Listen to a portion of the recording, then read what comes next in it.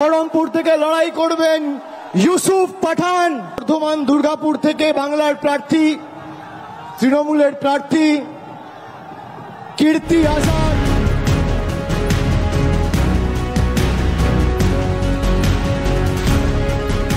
प्रधानमंत्री नरेंद्र मोदी বিরোধীদের তীরে বেঁধেন দুর্নীতির গ্যারান্টির অভিযোগে।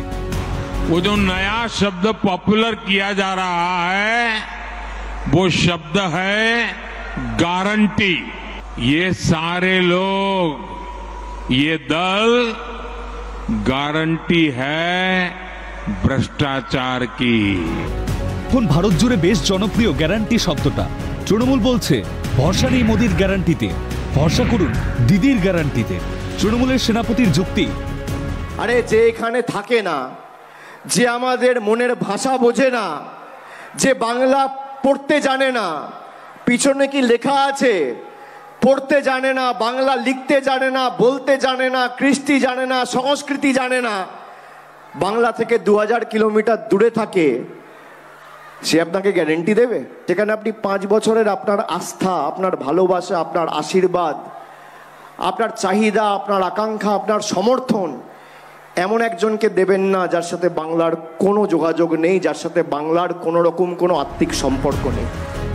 কথাগুলো যখন বলছেন অভিষেক বন্দ্যোপাধ্যায়, তখন তার পেছনেই বসে কীর্তি আজাদ। তৃণমূলের ভাষায় কীর্তিও বহিরাগত। বহরমপুরে এবারে তৃণমূল প্রার্থী ইউসুফ পাঠানও বহিরাগত। আমাদের ভাষায় কীর্তি পাঠানরা বহিরাগত নন। ভিন রাজ্যের লোক হলেই তিনি বহিরাগত হয়ে যান না। আমরা সবাই ভারতীয়। কীর্তি আজাদ, ইউসুফ পাঠানদের লোকসভায় প্রার্থী করা গোয়ার লুইজিনো ফেলেইরিও, আসামের সুস্মিতা দেব, দিল্লির সাগরিকা সারদেশাইদের বাংলা থেকে রাজ্যসভায় পাঠানো কি স্পষ্ট করেনি তৃণমূলে অভাব পড়েছে বাঙালি বুকে? তাই কি খুঁজে এনেছেন কীর্তি পাঠানদের? তাহলে কীর্তিদের মঞ্চে বসিয়ে রেখে এহেন আত্মঘাতী কথা কেন? দেখুন, এই বহিরাগত বলার রাজনীতি তৃণমূল কংগ্রেসের রাজনীতি, বিজেপির রাজনীতি নয়। এই বহিরাগত শব্দবন্ধ আমদানি করেছে তৃণমূল কংগ্রেস। এই দুজনের মধ্যে কেউ খৈনি খায় বলে আমার জানা নেই।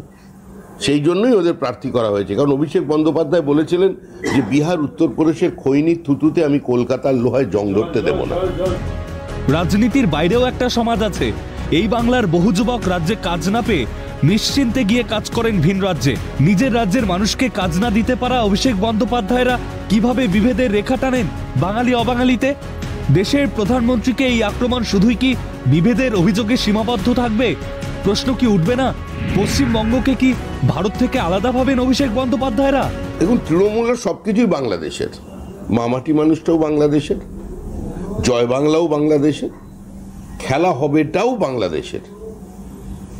এখন শুধু বাকি আছে পশ্চিমবঙ্গে আরেকটা বাংলাদেশ তৈরি করে দেওয়া, কিংবা পশ্চিমবঙ্গটাকে এমন পরিস্থিতি তৈরি করা যেটা বৃহত্তর বাংলাদেশের মধ্যে পশ্চিমবঙ্গ ঢুকে যায়।